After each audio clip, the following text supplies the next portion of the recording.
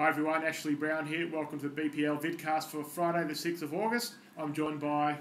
Your partner, Ash. Partner in crime, Charlie. We've got to get these intros sorted out. Big weekend of sport came up, Charlie. 90,000 people at the MCG expected on Saturday night for Geelong-Collingwood. They're calling it the grand final preview.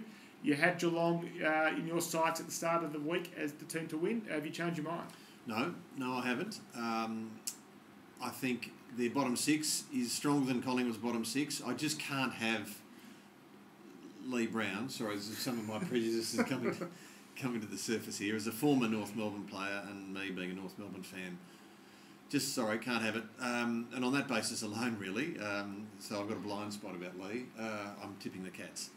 Well, you do look at the premiership teams at the end of the year and look at the bottom six. You look at the losing grand finals at the end of the year and you look at the bottom six and think, well, they were never going to win a flag with that guy on the side, and Lee Browne's one of those. So.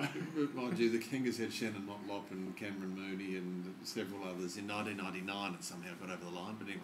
Yeah, Hawthorn once had Doggy Madigan. So, fair enough. Other big game, the MCG Friday night, is Essendon v Carlton. If you thought the talkback lines at SEN went into overdrive after Carlton's loss to Collingwood, imagine what's going to happen if they get bent over by Essendon tonight.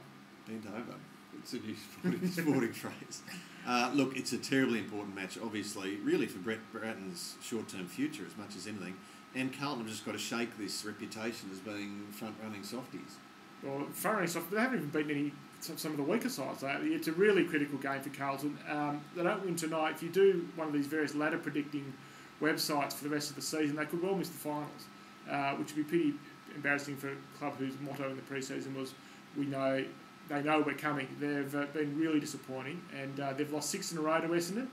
I'm expecting there'll be 7 tonight. I think the Bombers, who are a bit flaky themselves, but they're up and about, they're going through a good patch. I think they'll win. Tim Lane, readers will know, has done a really nice column on Carlton. He's a Carlton supporter.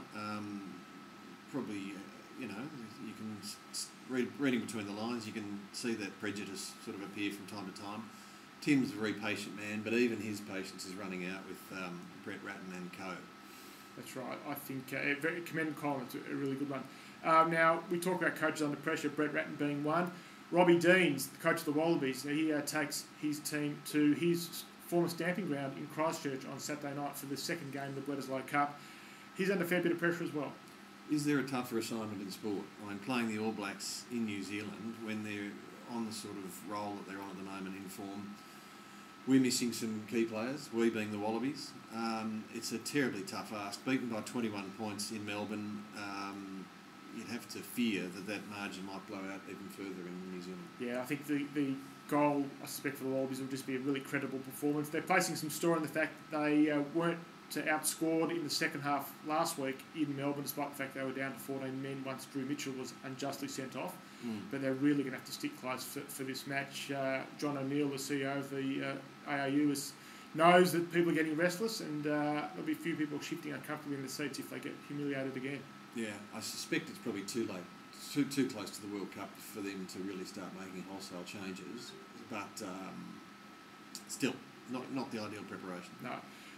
A-League season started last night. Melbourne Heart, the new team, losing 1-0 to the Central Coast Mariners, which has already prompted the A-League blogger for the Central Coast on BackPageLead to talk premierships. He's easily excited. A 1-0 win. Anyway, look, that's the passion of the sport. That's good. Yeah, it is good. Grand final rematch on Saturday night at the SFS, which is the Melbourne Victory versus Sydney FC.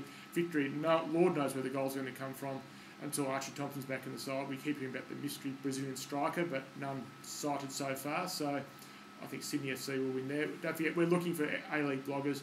So send us a note at comment at backpagelead.com.au if you want to blog on your favourite A-League side this season. And of course, NRL, quite a good weekend coming up as well. There's Melbourne and Manly playing at Brookvale on Saturday at 5:30, which is always good. But the Crackers at the SCG on Sunday. That is St.George-Illawarra. The Dragons up against the Roosters. That shapes as a real beauty. I mean, they're traditional rivals as is, first versus third. I think the house full sign will go up at the SCG. Really one to look forward to. That's right. And SCG games are great. They don't play a lot of them anymore, but it's the cathedral of rugby league, as they call it, and more games there, in my opinion. I think it's still a great stadium to play rugby league at. Yeah. So enjoy your sporting weekend. We'll have it all covered on backpagelead.com.au. You off to the golf course this weekend, Charlie? Or? No, I'm taking it to polo and rugger in front of the telly. Yeah. All right, well, enjoy, and we'll talk to you all again next week on BackPageLead.